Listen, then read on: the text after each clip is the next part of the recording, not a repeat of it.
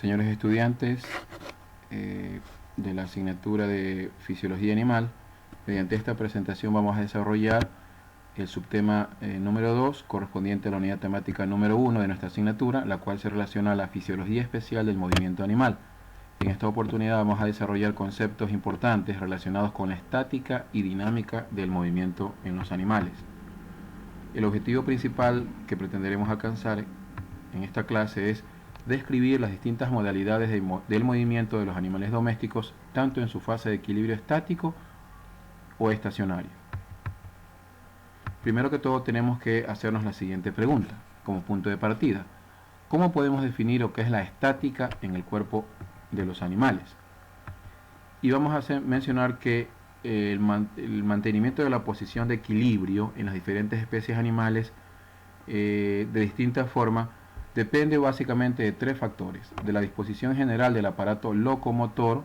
sobre todo del sistema musculoesquelético de cada especie animal, del propio peso del cuerpo de la especie animal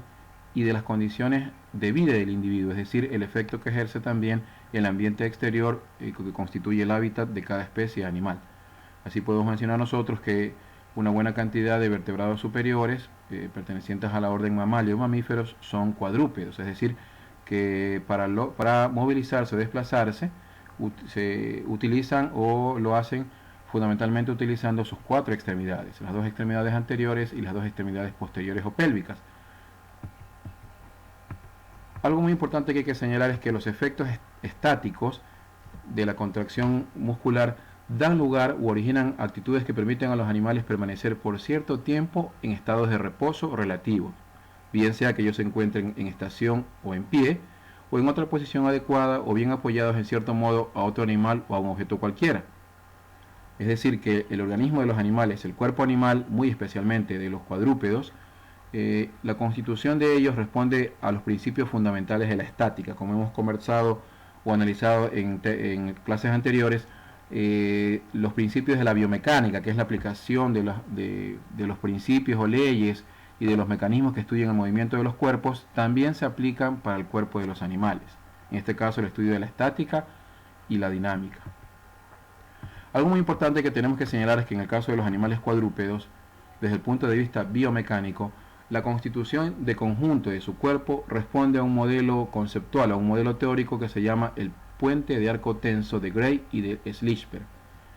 Como ustedes pueden apreciar en este gráfico, se aprecia justamente un puente que presenta sus dos elementos estructurales, que son el arco y el arco tensor y el puente en sí mismo. En el caso de la constitución de conjunto del cuerpo de los animales cuadrúpedos, tenemos que la parte encargada de soportar o sostener el peso del cuerpo está suspendida por sus extremos mediante un arco. Es decir, el arco permite la suspensión de un peso considerable o significativo. En el caso de los animales cuadrúpedos, como este caballo que apreciamos en la diapositiva, el arco está constituido por el conjunto de las vértebras en las regiones dorsales y lumbares, el hueso de la pelvis y los músculos y ligamentos presentes en esta región corporal, en tanto que la cuerda tensora que se aprecia en la parte superior, estará constituida, que se aprecia en la parte inferior, el arco tensor estará constituido por el esternón, la línea alba o blanca, que recuerden ustedes que es esa banda de tejido conectivo que, como si fuera un tabique, va ubicado exactamente a nivel de la línea media del cuerpo del animal. Se llama línea alba porque tiene una coloración blanquecina. Y finalmente el músculo recto abdominal. Entonces, nuevamente lo señalamos, el arco estará formado en su parte superior por la unión entre las vértebras de la región torácica o vértebras dorsales, las vértebras lumbares y los músculos y ligamentos presentes en esta región del cuerpo del animal. Mientras que la cuerda tensora, ubicada en la parte inferior, estará representada por el hueso del esternón, ubicado, como bien sabemos, en la región torácica, la línea alba blanca, que recorre toda la zona medial y ventral del cuerpo del animal, y el músculo recto abdominal. El puente o este mecanismo de puente de arco tensor permite que en los animales cuadrúpedos, como en los caballos que apreciamos en esta diapositiva, puedan llevar a cabo movimientos que generan fuerzas de tensión, tracción y presión, las cuales se equilibran a nivel del arco, lo que evita que toda la carga o todo el peso del cuerpo descanse únicamente sobre las extremidades, sobre todo cuando los animales se encuentran en movimientos de desplazamiento o de locomoción. En este sentido, la columna vertebral, que es el eje estructural constituido por tejido óseo, es una estructura biológica que presenta aspectos interesantes desarrollados mediante evolución biológica para cada especie animal. En primer lugar, algo muy importante, y esto es una característica anatómica peculiar de los animales cuadrúpedos, presentan un notable desarrollo de las apófisis, tanto las apófisis espinosas como las apófisis transversas, en las regiones especialmente dorsales o torácicas y lumbares, en un sentido de disposición que están adaptadas a las exigencias del sostén y del movimiento corporal. ¿Por qué razón? Porque estas prominencias óseas que surgen de los huesos raquídeos de las vértebras permiten la inserción de músculos y ligamentos que ejercen una función de soporte del peso del cuerpo del animal y también le permiten cierta flexibilidad de movimientos. Además, esta disposición especial restringe o reduce la posibilidad de flexión o movimientos en sentido lateral, pero en cambio favorece la progresión o movimientos en sentido craneal o hacia adelante por parte del animal. Aquí en esta gráfica podemos ver justamente lo que mencionábamos, el esqueleto de un equino, y podemos notar especialmente en la clasificación de las regiones que forman su columna vertebral, como en las regiones torácica y en la región lumbar hay un característico desarrollo prominente de las apófisis tanto espinosas, ubicadas en la parte dorsal o superior, y las apófisis transversas o transversales, que como dijimos permiten justamente la inserción de potentes músculos que cumplen esa función del arco tensor. Aquí podemos ver claramente, como mencionábamos en principio, que el arco tensor está formado en su parte superior por las vértebras o el conjunto de las vértebras dorsolumbares, por la pelvis, por los músculos ubicados en esta región corporal, mientras que el arco tensor está representado por el esternón, la línea blanca o alba y el músculo recto abdominal ubicado aquí en la región obviamente abdominal. Aquí tenemos un detalle más cercano de las vértebras lumbares, tanto una vista craneal o anterior, una vista caudal o posterior y una vista dorsal o superior, donde apreciamos claramente que la arquitectura de estos huesos está especialmente diseñada para permitir, como ya lo mencionamos, la inserción de músculos potentes, fuertes, macizos, que permiten el sostenimiento del resto del peso del cuerpo.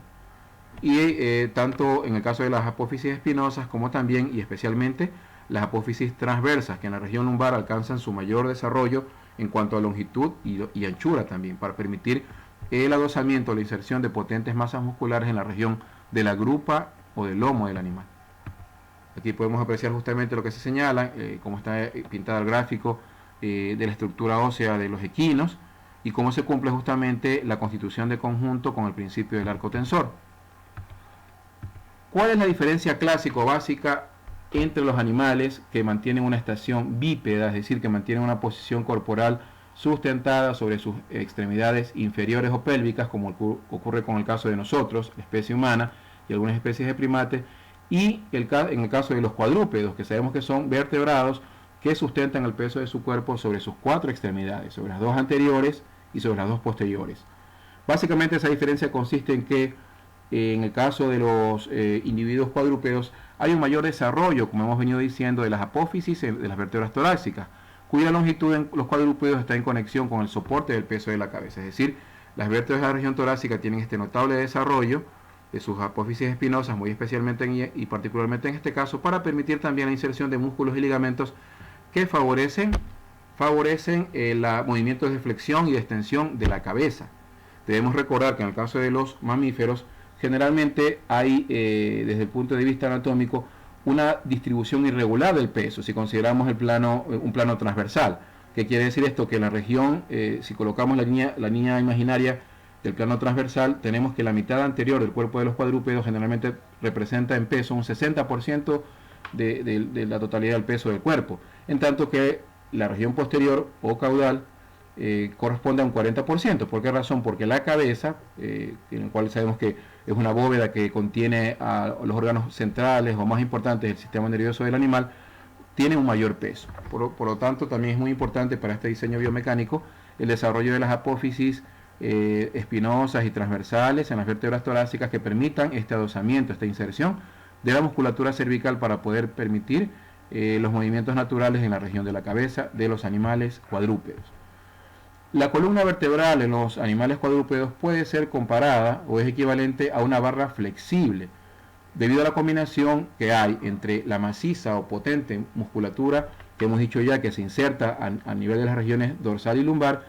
formada también por una serie de pequeños músculos que garantizan una típica disposición segmentaria a nivel de las vértebras y los músculos vigorosos que hay en la región, en ciertas regiones como en la región dorsal. Sabemos que sobre todo en la región de dorsal es una región muy potente, muy fuerte en especies como el equino, porque está constituida su base muscular por potentes músculos que pasan de una región a otra, ¿no? En el caso de la región cervical, encontramos una serie de músculos que van desde la cabeza y el cuello hasta la región del esternón, es decir, hacia la parte inferior o ventral del tercio anterior del animal y hacia las extremidades anteriores o torácicas, con lo cual esta inserción muscular permite cooperar para que el movimiento flexor del cuello se lleve a cabo de manera más dinámica. Y otros movimientos también, u otros músculos se insertan en las apófisis de las vértebras torácicas o de la región dorsal del animal para cooperar en facilitar esos movimientos de extensión y de elevamiento o de alzada de la cabeza y el cuello. Es decir, que los movimientos que realiza un animal con su cabeza hacia arriba y hacia abajo, movimientos de flexión y extensión, es posible que se realicen gracias a estos músculos flexores que se ubican en la región cervical o del cuello del animal. De otra manera no sería posible la naturalidad de estos movimientos en especies cuadrúpedas como los equinos. También algo muy importante que hay que mencionar, porque hace parte de la estructura ósea del raquis o columna vertebral en los animales vertebrados superiores, es el papel o el rol que desempeña la cola o el rabo, que sabemos que es un segmento del cuerpo cuya base esquelética está constituida por las vértebras de la región coxigia,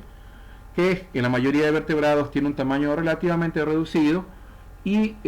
cumple una función muy importante, porque miren ustedes que tiene un rol aerodinámico en vista de que ejerce una función de que ayuda o coopera al mantenimiento del equilibrio en la estación del animal, ya sea un equilibrio estático o dinámico cuando el animal está en estación o cuando está en desplazamiento.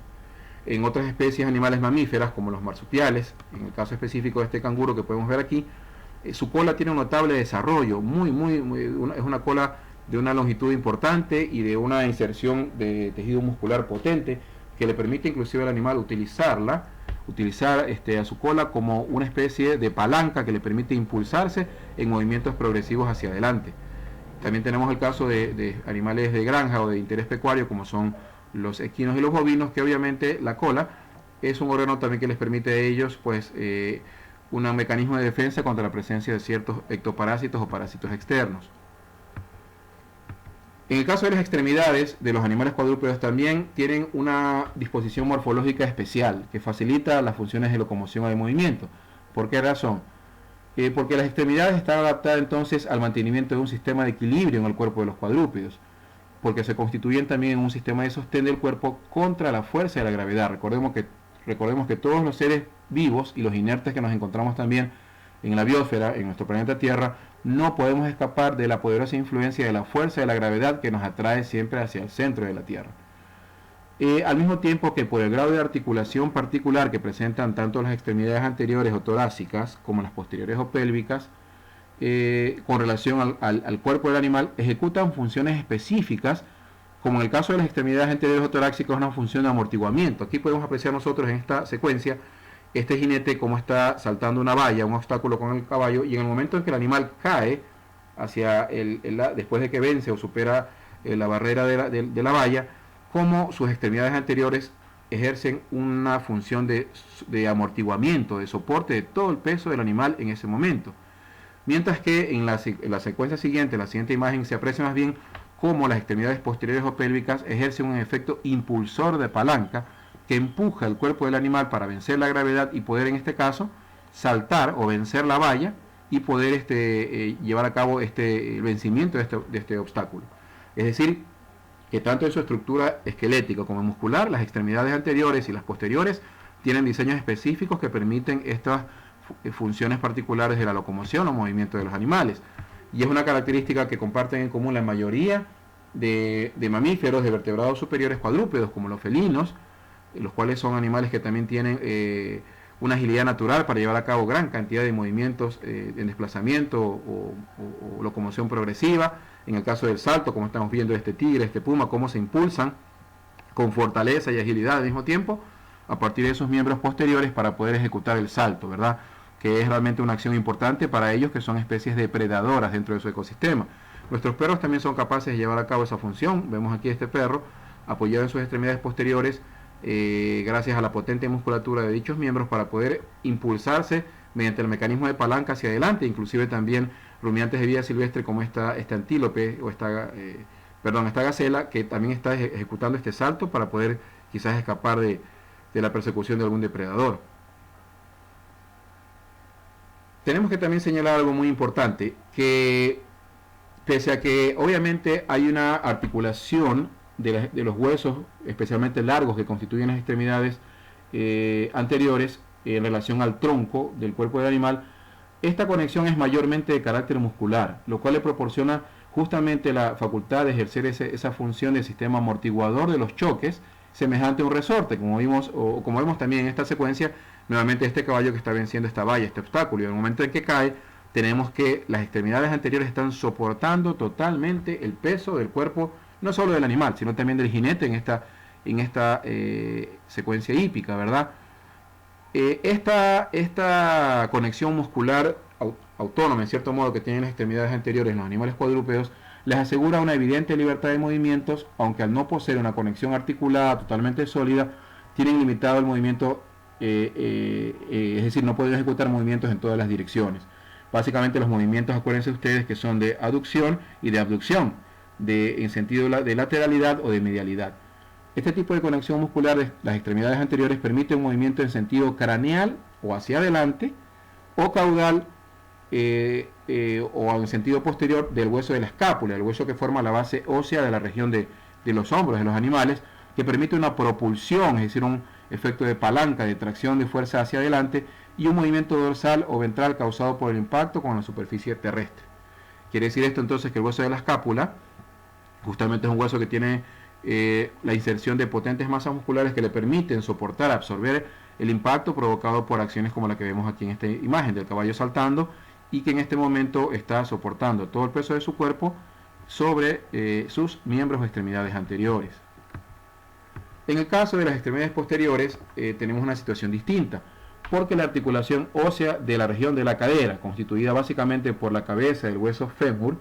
y la cavidad cotiloides del hueso de la cadera, de los huesos coxales, es decir, la articulación coxofemoral, asegura más libertad de movimientos al tiempo que permiten un esfuerzo de tracción de palanca para impulsión del cuerpo en su desplazamiento. Como vimos en imágenes anteriores,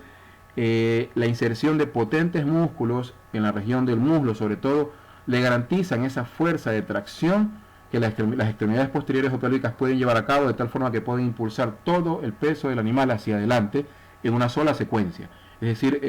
funciona como una palanca para impulsar el cuerpo en su desplazamiento en sentido craneal o anterior. Entre tanto que la pelvis, que sabemos que es la base ósea de la región genitourinaria del animal, se mantiene sujeta al eje raquídeo mediante potentes músculos, ajustados ligamentos y articulaciones, uniones óseas, de manera que, aun cuando ellas junto con el sacro y la cola pueden moverse, con cierta independencia respecto al eje central columnar, sin embargo se mantienen fijos en su posición. Es una zona en la que realmente el animal, a excepción de la región del caudal o de la cola, no posee demasiado movimiento, ciertos movimientos en sentido de lateralidad, pero no muchos movimientos de flexión o de extensión. Aquí se puede apreciar justamente el tren posterior de un equino, como graficamos el hueso fémur que forma la base ósea o esquelética de la región del muslo del animal, cómo se inserta en la cavidad cotiloidea del hueso coxal, y cómo en la presencia de músculos potentes como son el músculo glúteo profundo, el músculo gemelo del bacinete, el músculo obturador externo, el músculo cuadrado femoral, que le permiten esa fuerte unión, ese fuerte ensamblaje con el hueso coxal de la cadera, y le permite esa tracción que pueda desplazarse en un momento determinado al fémur para poder convertir toda esa energía potencial en energía cinética en movimiento cuando el cuerpo del animal es impulsado hacia adelante. Como mencionábamos anteriormente, los huesos de pelvis del sacro y también la región caudal de la cola prácticamente tienen una movilidad sumamente reducida, sumamente restringida, que es casi imposible su movilidad en sentido sobre todo de flexión y extensión. Por el tipo de inserción de carácter articular, el movimiento de las extremidades posteriores permiten, ellas sí, los movimientos de lateralidad, recuerden ustedes los movimientos de abducción, es decir, de alejamiento de la línea media, del plano medio del cuerpo, y de aducción, es decir, movimientos hacia adentro, movimientos que ubican a la parte o al órgano o al cuerpo del animal, en este caso las extremidades, hacia la línea media o el plano medio del cuerpo del animal. Es decir, que en cierto modo las extremidades posteriores están dotadas de mucha versatilidad en cuanto a su locomoción o movimiento. Vamos a comentar también un concepto que es muy importante asimilarlo y entenderlo cuando hablamos de la dinámica y estática en el movimiento del cuerpo animal, que tiene que ver con el centro de gravedad. ¿Qué es el centro de gravedad del cuerpo de los animales? Que es un concepto también que se aplica a nosotros, ¿no? Como seres vivos que somos. El conocimiento de lo que es el centro de gravedad es de una sobresaliente importancia para comprender la estática y dinámica en el cuerpo de los animales. Sabemos que básicamente es un punto anatómico específico que se ubica en diferentes posiciones dependiendo de la constitución de conjunto de cada especie animal de que se trate. El centro de gravedad, más o menos para que tengamos una idea inicial, es aquella región del cuerpo en que básicamente se ubica el centro de la base de sustentación del peso del cuerpo de un animal y que le permite sobre todo el mantenimiento del equilibrio. Cuando se pierde la relación natural de ubicación del centro de gravedad dentro del área de sustentación del peso del cuerpo del animal, especialmente en el caso de los animales cuadrúpedos, el animal pierde el equilibrio, como el caso de este ciervo que ven ustedes cómo está equilibrado sobre esta rama, haciendo un equilibrio sumamente frágil para intentar avanzar y mantener su centro de gravedad en su posición natural, en su posición normal, para no perder el equilibrio y terminar cayendo al vacío. Igual que el caso de este felino, este gatito. Por cierto, los felinos son especies animales que tienen una gran agilidad y una gran capacidad de recuperar su centro de gravedad cuando se desequilibran, sobre todo cuando ejecutan movimientos de movilidad o de desplazamiento. Y en el centro de gravedad, en términos de la física teórica, es el punto de aplicación de una fuerza en un cuerpo. Como ustedes pueden ver, estas figuras geométricas, el bloque presenta su centro de gravedad en el centro. La esfera también lo presenta en el centro. Aquí en esta secuencia podemos también ver cómo en estas escobas el centro de gravedad está ubicado prácticamente cerca del punto de apoyo, cerca de la base de apoyo. Entonces, aunque la escoba termine cayendo o se mantenga de pie, siempre va a procurar mantenerse su centro de gravedad. Por ejemplo, en el caso de esta secuencia, que se aprecia que la escoba está inclinada, el centro de gravedad siempre va a caer sobre la base de apoyo. ¿Cómo podemos esto graficarlo de manera práctica para comprenderlo con relación a la dinámica del cuerpo de los animales? Vamos a hablar de cada una de las especies animales que nos interesan más. En el caso de los equinos, de los caballos, se ha descrito que el centro de gravedad que presenta el cuerpo de los equinos es el centro de gravedad perfecto. ¿Por qué razón? Porque este punto se encuentra localizado en la intersección entre una línea recta, que es la que vemos aquí, que va en sentido vertical, que pasa por detrás del apéndice sifoides. Acuérdense ustedes que el apéndice sifoides es ese apéndice formado por tejido conjuntivo que se ubica en el extremo caudal o posterior del hueso del esternón. El hueso del esternón que forma la base ósea, uno de los elementos que constituye la base ósea del tórax. Entonces, esta línea imaginaria pasa justamente 2 o 3 traveses de dedo por detrás de donde termina el apéndice sifoides. Y luego pasa otra línea proyectada en sentido lateral que discurre entre el tercio medio y el tercio inferior del tórax. Por esa razón, el centro de gravedad en el equino se ubica aquí, específicamente aquí donde lo estamos señalando. Y como dijimos, es un punto en el cual se intersectan estas dos líneas imaginarias. La línea que en sentido vertical pasa 2 o 3 dedos por detrás del apéndice sifoides, del esternón, y esta línea que se proyecta en sentido lateral entre el tercio medio y el tercio inferior del tórax. La ubicación del centro de gravedad, en el caso de los equinos, determina en esta especie animal un movimiento de desplazamiento muy armónico y de gran belleza con acción sinérgica de las 4 extremidades. Todos admiramos y hemos apreciado muchísimo la belleza plástica, la belleza estética que tiene el equino cuando lleva a cabo sus movimientos de locomoción. Mucho más aún que sabemos que hay razas y biotipos equinos que por entrenamiento, por cuestiones epigenéticas, es decir, por conductas que están impresas en su genoma, en su propio material genético, tienen una aptitud natural para llevar a cabo estos movimientos armónicos de manera elegante. Nos referimos concretamente a los famosos caballos de paso, colombianos o peruanos, de los cuales sabemos que hay diferentes tipos, ¿no? Trocha, galope, con una gran plasticidad, una gran elegancia y una gran estética, pero en virtud de lo que hemos dicho, de que el centro de gravedad, en el caso de la especie equina, tiene una ubicación perfecta. En el caso de otras especies animales como los rumiantes, específicamente en el caso de los rumiantes mayores como son los bovinos, pero también los menores como los ovinos y caprinos, el centro de gravedad se localiza algo hacia atrás del punto descrito para el caso de los equinos, por lo que los bovinos, de manera especial ellos, tienden a ser más pesados en su movimiento de desplazamiento en sentido craneal o anterior, es decir, que tienen un mayor peso en la parte posterior de su cuerpo, por lo tanto, se caracterizan por ser especies animales no especialmente veloces o rápidas. En el caso de otras especies animales de interés social, como el caso del perro, el centro de gravedad se ubica algo por delante en relación al caso del equino, y al correr siempre da la impresión de irse hacia adelante. Entonces hemos visto, sobre todo en ciertas razas que tienen una mayor predisposición natural a llevar a cabo la carrera, como los galgos, por ejemplo, que siempre el movimiento que lleva a cabo el perro es como de desplazamiento, como que se va hacia adelante. Se va hacia adelante utilizando de manera muy eficiente sus extremidades posteriores para llevar a cabo un movimiento de palanca o de propulsión. Pero esto es debido a que el centro de gravedad está ubicado algo adelante en relación al equino, y por eso siempre da la impresión de que se van hacia adelante. En el caso de los porcinos, algo interesante es que su centro de gravedad está ubicado prácticamente al mismo nivel que en el caso del equino, pese a que hemos visto que el movimiento de los porcinos en cierto modo guarda cierta estética, ¿no? Pero esto puede ser porque también anatómicamente tienen la misma ubicación que en el caso del equino, que se describió como la especie animal que tiene centro de gravedad perfecto. Como hemos visto,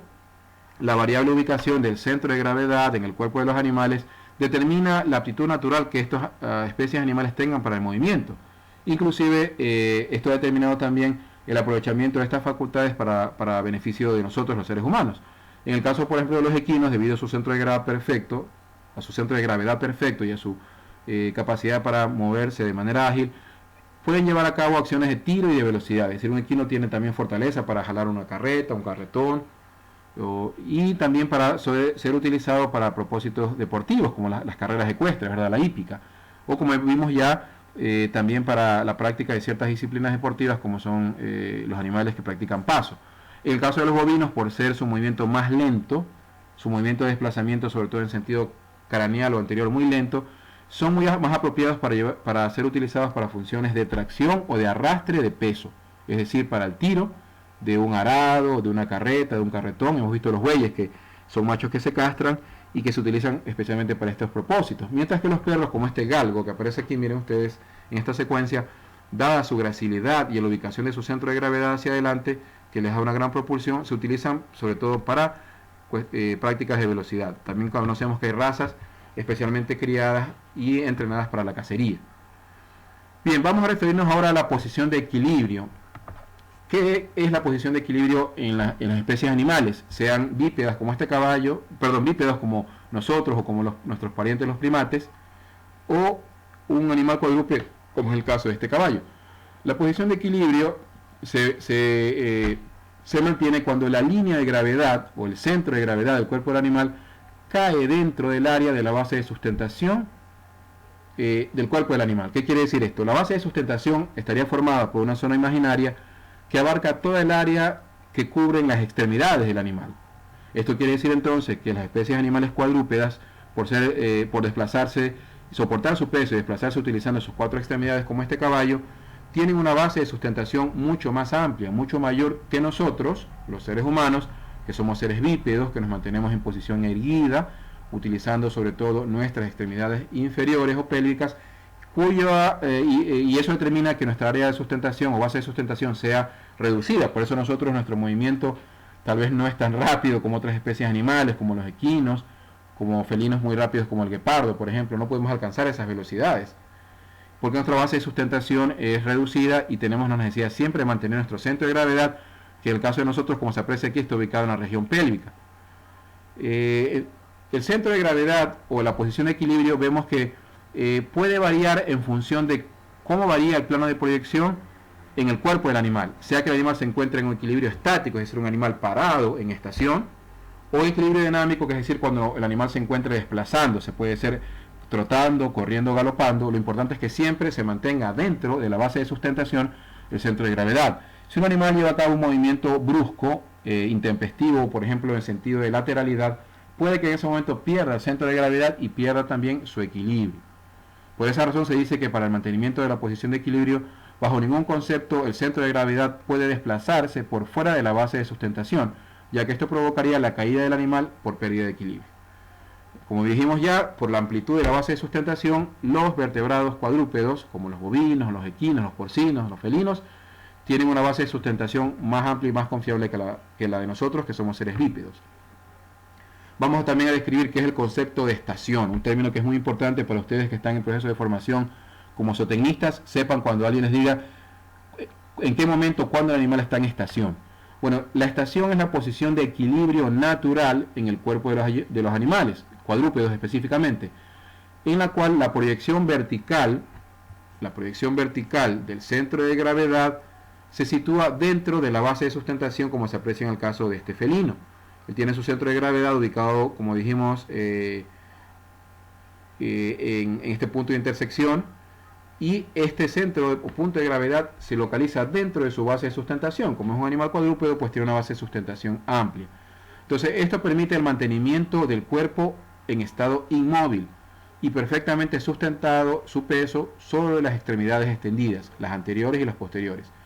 En los cuadrúpedos tenemos que la posición de estación o de equilibrio natural puede ser de dos tipos. Puede ser una estación libre o una estación forzada.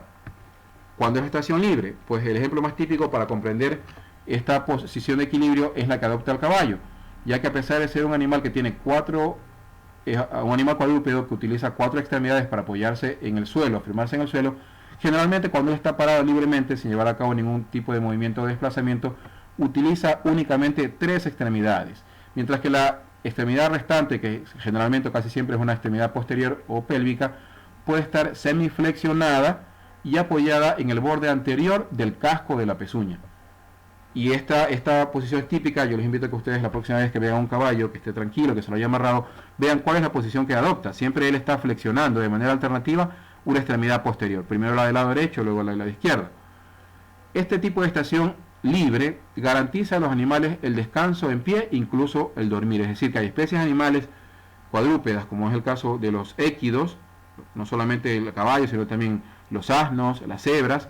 o bóvidos como los bovinos, los búfalos, que pueden inclusive dormir de pie,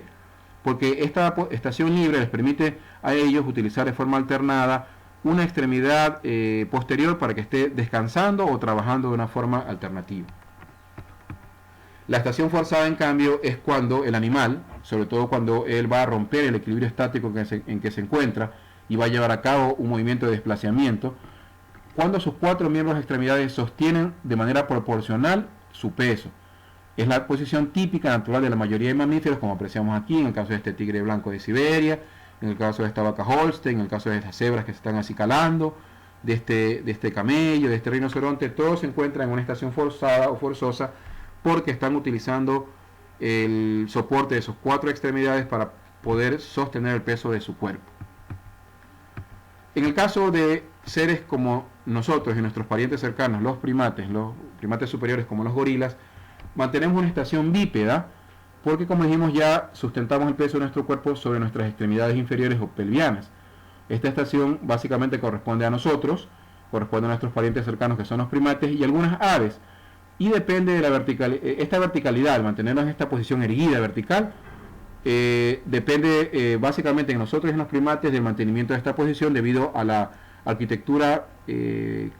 normal que tiene nuestra columna vertebral, que nos permite mantenernos en esa posición erguida. En las aves, en cambio, el mantenimiento de la estación bípeda depende de la longitud superior de sus extremidades. Sobre todo sabemos que las aves, pues obviamente sus extremidades inferiores son sus patas, que en el caso, por ejemplo, de aves que pertenecen a la familia del ñandú o del emú o del casuario o de las avestruces, tienen extremidades inferiores sumamente desarrolladas que les permiten un movimiento de desplazamiento muy fuerte y muy veloz, y además de eso han desarrollado otros mecanismos locomotores como es utilizar